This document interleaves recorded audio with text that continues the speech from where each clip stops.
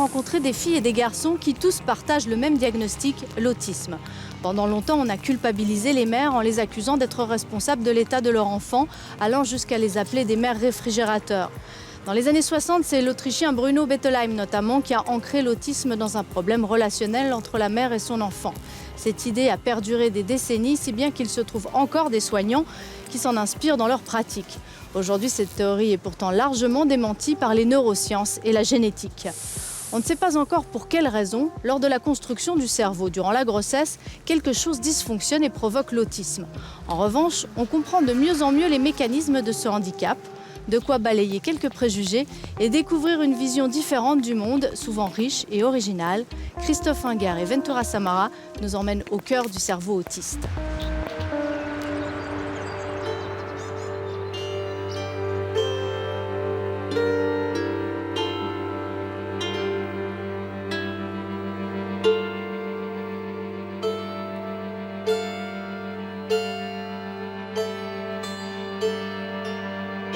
Ce sont des êtres de lumière, d'amour, qui ont plein de choses à témoigner. Dans notre société, notre monde devrait prendre exemple dessus.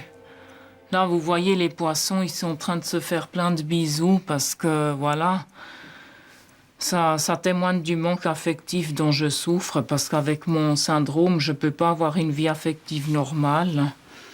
Le fait que je crois que je suis trop différente.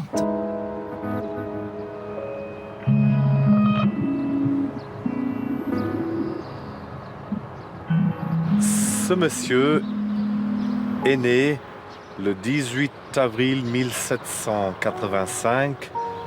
C'était un lundi. Décédé le 4 janvier 1851, c'était un samedi. Cette dame est née le 7 juillet 1848, c'était un vendredi.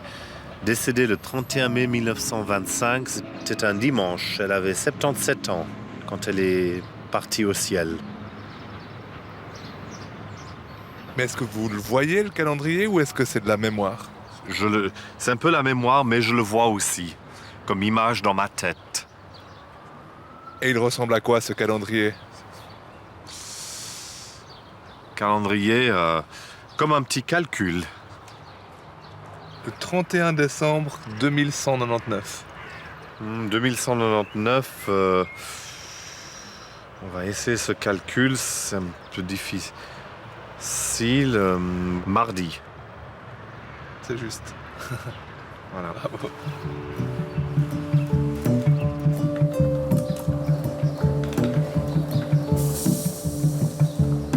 Je me suis créé un monde magique où je vois d'autres personnes que le monde réel. Les amis imaginaires?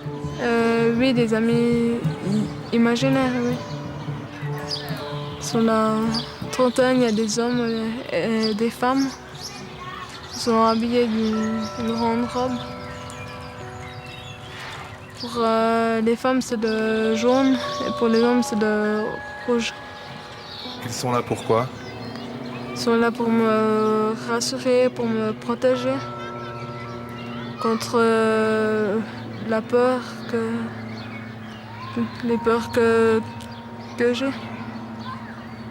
Vous le trouvez comment, ce monde réel, ce monde autour de vous? Je trouve ça un monde difficile parfois à pouvoir comprendre les personnes. Vous pouvez nous montrer où sont ces personnages? Ils sont derrière moi là. Il y a aussi de l'autre côté, en face de moi aussi.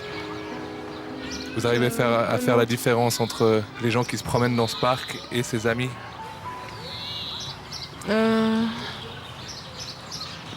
Ce monde imaginaire, je sais que quand j'en ai besoin, je peux le voir. Mais il peut aussi disparaître si j'en ai pas besoin.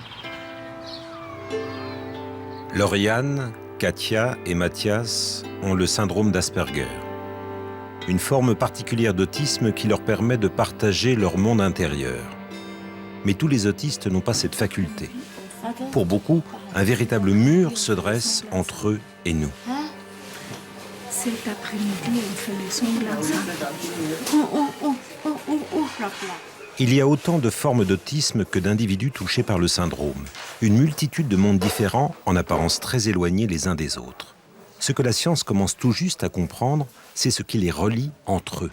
Raphaël, il faut se lever. Ouais. On va se lever. Il y a une voiture. Regarde Raphaël. Oh, on va se lever. Voilà, on va marcher, regarde. On va marcher. Si tu marches, papa va te donner chocolat.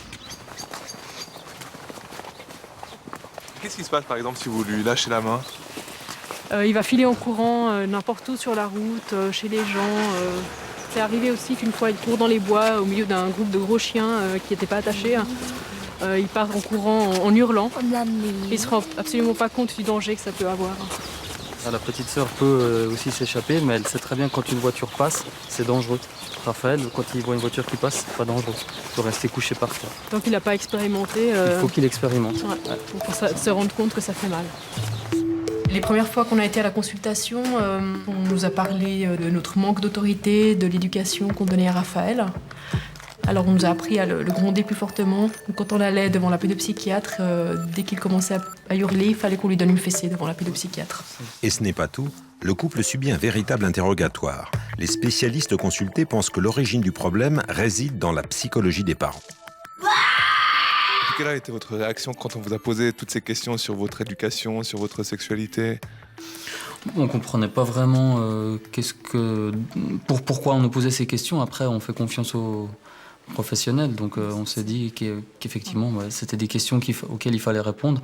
Après coup... En tant que parents, ça nous culpabilise quand même beaucoup. Voilà, hein. effectivement. Quand on relit le dossier encore, maintenant, quand on relit le dossier sur le diagnostic, il parle quand même pas mal des troubles relationnels avec les parents, des problèmes d'attachement avec les parents.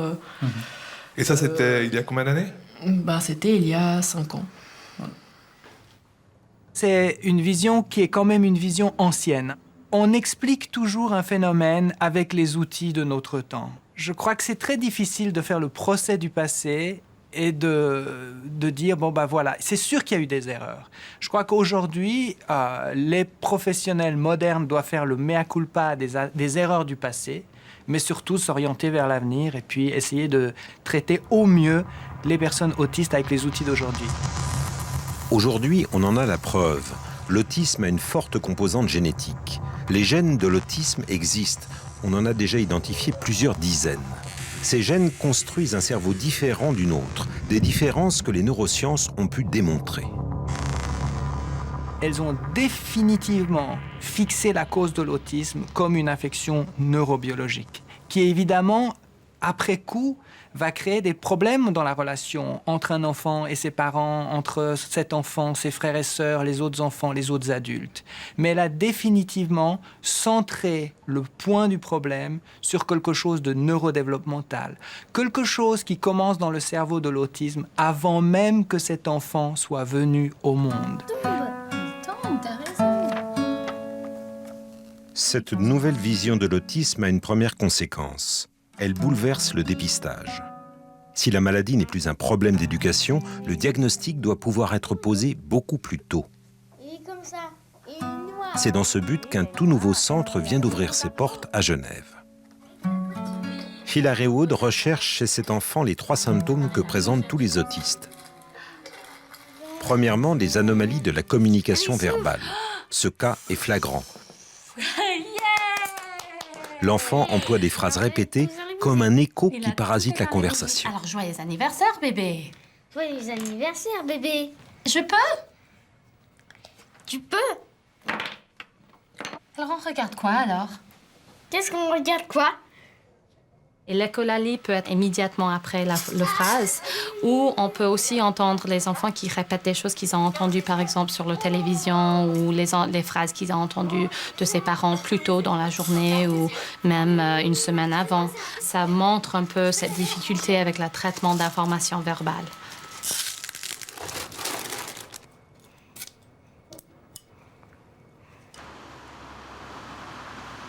Alors que les autres enfants de son âge couraient dans ces allées ou se passionnaient pour les jeux de balle, Steven, lui, restait seul et préférait venir ici.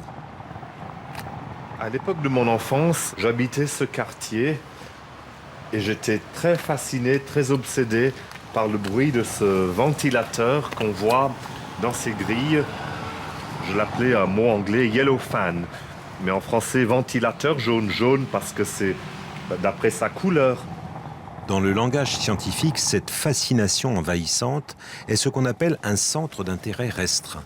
Pour les psychologues, c'est le deuxième point cardinal de l'autisme. Je collais mon oreille contre le mur et vers la planche métallique.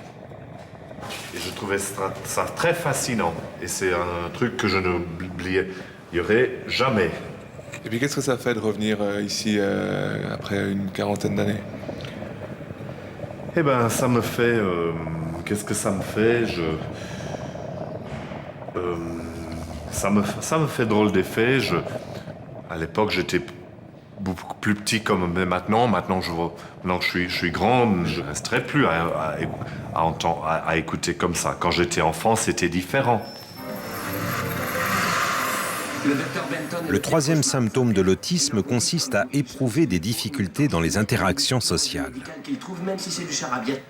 Là, je repasse en arrière parce que je comprends pas le passage.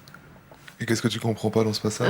Je comprends pas l'expression du visage puis certains mots.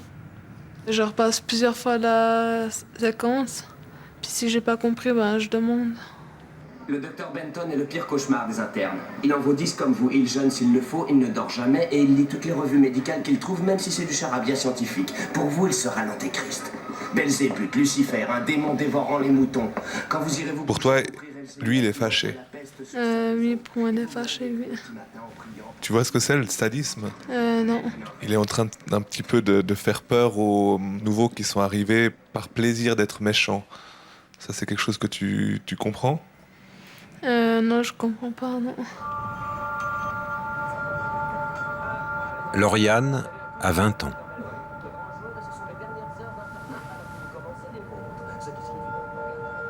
Quand on a des difficultés, par exemple, de social, communication, intérêt restreint, ça nous limite dans notre capacité d'apprendre. L'enfant qui peut parler avec maman, qui peut interagir, qui peut découvrir les jeux, il est toujours en train d'apprendre.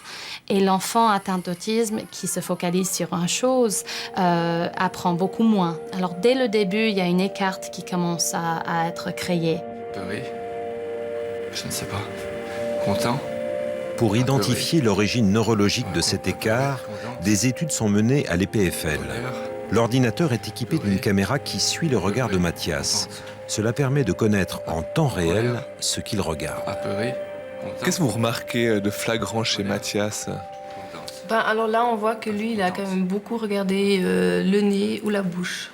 Il y a des études qui ont montré que quand on prend une grande population et qu'on compare les autistes et les neurotypiques, il y a quand même une tendance à un plus grand intérêt à la partie inférieure du visage. Pour un visage heureux, la partie inférieure du visage va vous donner beaucoup d'informations parce qu'on voit que quelqu'un sourit, tandis qu'il y a d'autres émotions et les autistes ont souvent plus de peine à reconnaître ça, comme par exemple la peur. C'est beaucoup plus difficile si on ne regarde pas les yeux pour deviner la peur dans le visage de quelqu'un. Vous voulez faire un peu moins serré si c'est trop serré? C'est un peu trop serré? Non. Ça va? Ensuite, les chercheurs répètent les mêmes expériences avec l'IRM. Grâce à l'imagerie médicale, on pénètre ainsi dans le cœur du cerveau.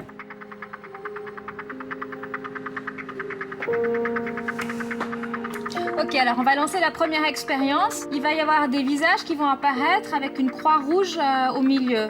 Alors il faut regarder la croix rouge et appuyer sur le bouton avec ton index quand tu vois la même image 2 fois de suite. Est-ce que tu es prêt pour commencer? Super, alors on y va. Alors ce que nous, on a trouvé, c'était qu'une série de neurones, de groupes de neurones qu'on appelle les neurones miroirs, étaient en fait moins actifs chez les personnes autistes que chez les personnes contrôle, et que les zones qui contenaient ces neurones miroirs sont en fait amincies. Chez l'enfant, ces neurones miroirs permettent au cerveau d'apprendre à imiter. Par la suite, l'individu sera capable de se mettre à la place de l'autre, donc de le comprendre. On comprend la personne en face de soi beaucoup par la mimique du visage.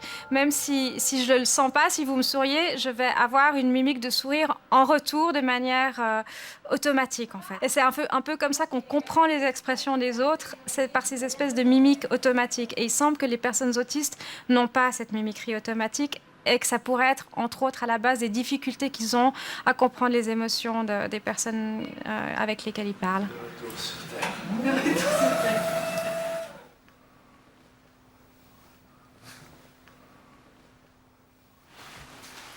Tu sais pourquoi il respire comme ça et il sent comme ça les gens? Alors il est très sensible aux odeurs, ça on l'a remarqué depuis longtemps.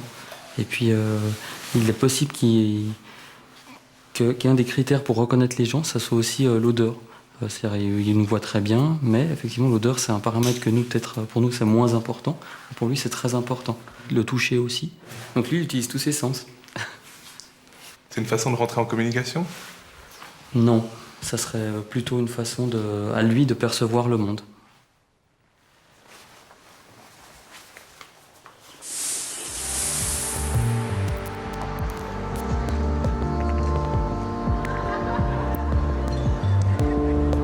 De nombreux autistes présentent la même hypersensibilité que Raphaël, et pas seulement aux odeurs, mais souvent aussi au toucher, au son ou à la lumière. Cette hypersensibilité a conduit certains chercheurs et thérapeutes sur de nouvelles pistes pour expliquer l'autisme, et dans le même élan, pour faciliter la vie des personnes concernées. Ce rat est autiste. Il est né d'une mère chez laquelle une injection d'acide valproïque a été administrée durant la gestation. À l'origine, cette molécule était prescrite aux épileptiques, mais donnée aux femmes enceintes, elle provoquait l'autisme chez le nouveau-né. Le médicament fut retiré, mais c'est devenu une façon très efficace de reproduire chez le rat des symptômes autistiques proches de ceux de l'homme. Nous mettons par exemple ces animaux dans des situations où ils doivent choisir entre un autre rat et un objet. Et nous remarquons que les rats normaux vont toujours vers l'autre rat, alors que le rat autiste n'a pas tendance à aller vers l'autre. Celui-ci restera dans les autres régions de la boîte et se focalisera davantage sur l'objet. Les chercheurs ne se contentent pas d'observer le comportement de ces rats autistes, ils sondent leur cerveau.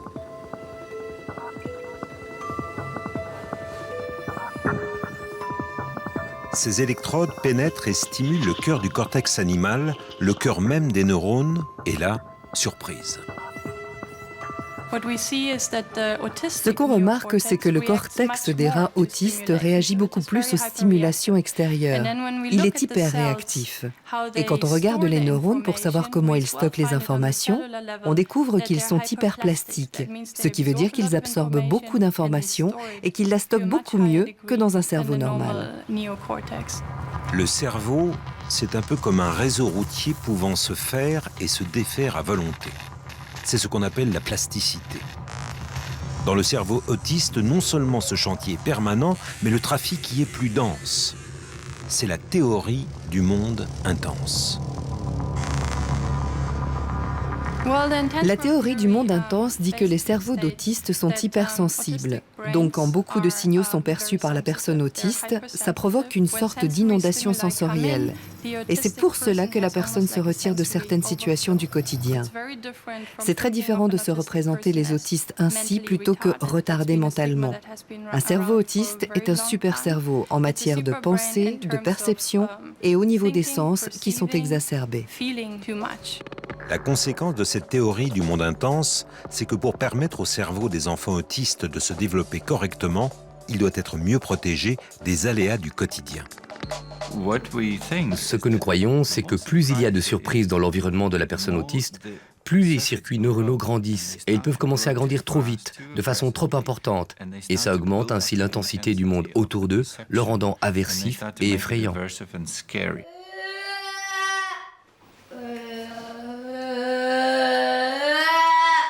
Et Filippo, si vous le laissez comme ça, tout seul, qu'est-ce qui va se passer?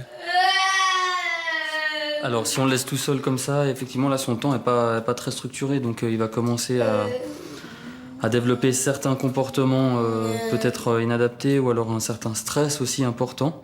Et une partie de ce stress, il l'exprime au début en hurlant, en poussant des cris. Et puis effectivement, après, ça peut devenir un peu plus violent. Il n'aime pas les surprises, il n'aime pas les changements dans sa routine. Et s'il y a des changements, il faut qu'il soit prévenu. Là, par exemple, vous êtes venu, donc on a mis vos photos, on a mis des pictogrammes comme quoi il allait être filmé, pour qu'il soit averti de ce qui allait se passer de spécial dans la journée. Ce que nous imaginons à partir de nos modèles animaux et informatiques, c'est qu'il ne doit pas y avoir de surprise. Tout doit être fait de façon très prévisible. Et nous pensons que si cela est fait dans les 5 premières années de la vie de l'enfant, on évite que les circuits neuronaux forment une mauvaise structure.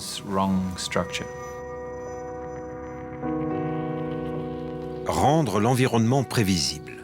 C'est la clé thérapeutique des établissements pour l'intégration. Sophie, bonjour, c'est Pilar. Écoute, j'arrive avec l'équipe de la TCR pour filmer. D'accord? À tout à l'heure.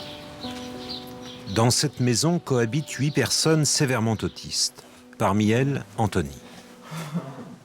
À son arrivée ici, c'était une autre personne. Fréquemment, il s'automutilait. Impossible de voir sa peau ou son visage recouvert de bandes.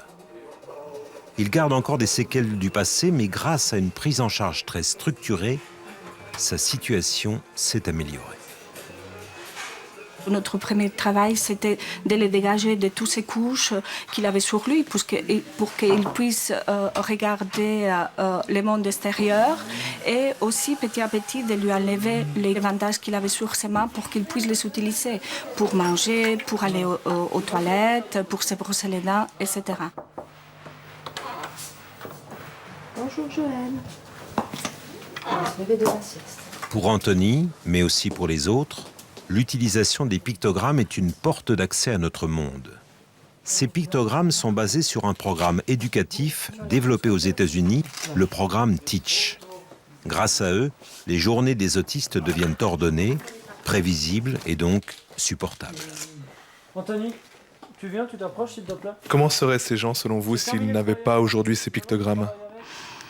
Ben, c'est aussi une hypothèse, mais peut-être que certains ne seraient pas là, ils ne seraient pas dans le milieu éducatif, peut-être qu'ils seraient dans un milieu hospitalier. Maintenant, ce qu'on va faire, c'est on va aller faire une promenade, revenir à l'appartement pour attendre les autres, et après on va monter à l'atelier.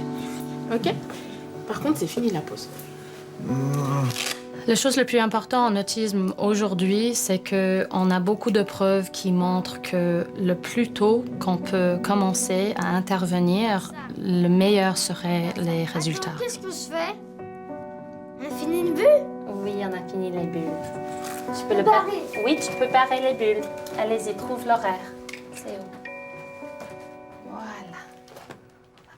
Aujourd'hui, en Amérique du Nord, on a des adultes ou au moins des ados qui en avaient reçu une intervention précoce. Et on voit que 85% des personnes diagnostiquées avec l'autisme aujourd'hui parlent. Dans la famille de Raphaël, les échanges s'appuient aussi sur plus de 5000 photos et dessins.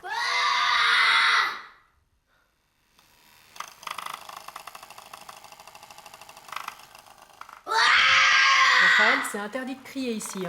Si tu veux crier, tu vas dans ta chambre. Dans ta chambre, tu peux crier. Ici, c'est interdit de crier. Interdit. Maria, est-ce que Raphaël respecte cette autorité via ses pictogrammes? Plus ou moins. Les pictogrammes, c'est quelque chose de visuel. Déjà qu'il comprend mieux que le langage. Et c'est aussi quelque chose qui reste. Donc tant que je tiens les pictogrammes, c'est que l'interdit reste. Alors que les paroles, c'est quelque chose qu'on dit et elles sont plus là. Tu veux bien? Qu'est-ce que tu veux? Le goûter. Le goûter, oui. Le jus d'orange, oui. La première fois qu'on a utilisé des pictogrammes, j'ai sorti 10 pictogrammes. En quelques minutes, il les avait appris. Donc c'est comme si tout à coup, il découvrait le langage. C'était assez incroyable, moi, je trouve. Et après, en une semaine, il en a pris plusieurs dizaines. Et maintenant, il les utilise couramment. Mais effectivement, pendant quelques années, la petite enfance, on n'avait pas moyen de communiquer avec lui. Et c'est incroyable. C'est comme si on nous parlait une langue extraterrestre et que tout à coup, on nous parle français. Enfant, Mathias, lui non plus, ne parlait pas. Aujourd'hui, il en est parfaitement capable. Il travaille à plein temps dans une multinationale, mais il reste conscient qu'au quotidien, il doit se surpasser. Quand ma maman voulait me prendre dans les bras, je trouvais ça incompréhensible. Je n'arrivais pas à supporter les contacts physiques. Bonjour, monsieur. Ça me donnait l'impression qu'on voulait m'agresser. Qu'est-ce que je peux vous faire? Aujourd'hui, en parallèle de ses activités professionnelles, Mathias a réussi son diplôme de masseur. Là, dans les massages, tout le monde est différent, puis je dois m'y adapter. Ça, c'est ça qui est difficile pour nous, c'est de s'adapter aussi. Mais c'est aussi une façon pour vous d'apprendre à aimer ce contact physique? Oui. Puis pour mieux apprendre à connaître les gens, pour pouvoir mieux les comprendre et mieux les aimer. Parce que l'autiste, il a tendance à se retirer des autres puis rester dans son coin. J'ai découvert que j'aime beaucoup faire ça. Par rapport à autrefois où je détestais le contact physique, maintenant j'aime beaucoup ça.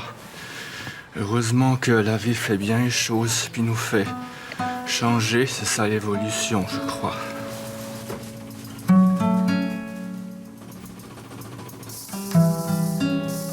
Plus dur, c'est quand je fais les canapés au foie gras et tartare. Pas toujours évident. Des fois, ça arrive que je dois en rajouter, des fois, je dois en retirer. Et ça dérange s'il y a trop ou pas assez? C'est assez dérangeant. Pourquoi? Parce que c'est pas très représentable pour les clients.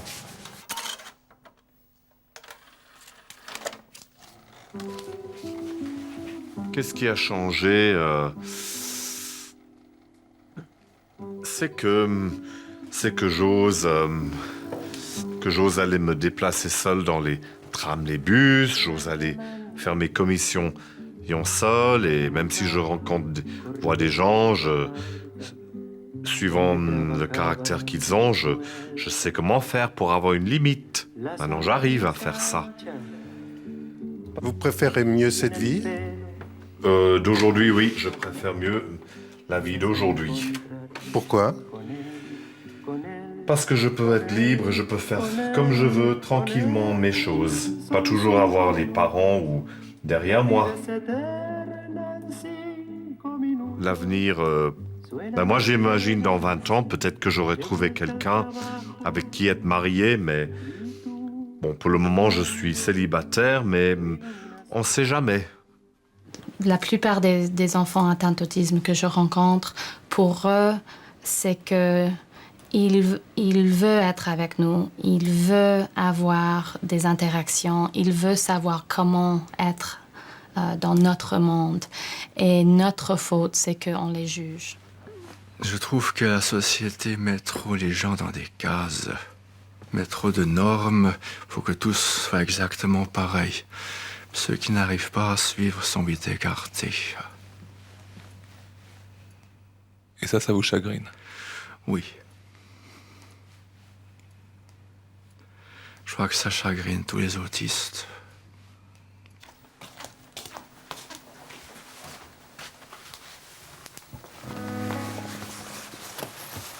Katia, pourquoi est-ce que c'est dur pour vous de vous faire des amis?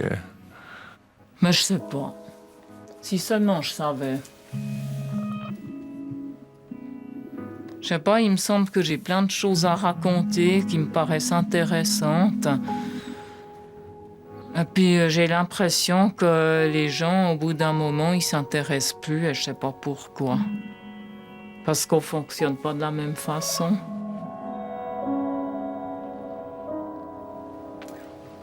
Ouais, t'es aussi là pour une bonne cause, toi. Vous voyez, il y a mon bout d'univers, là.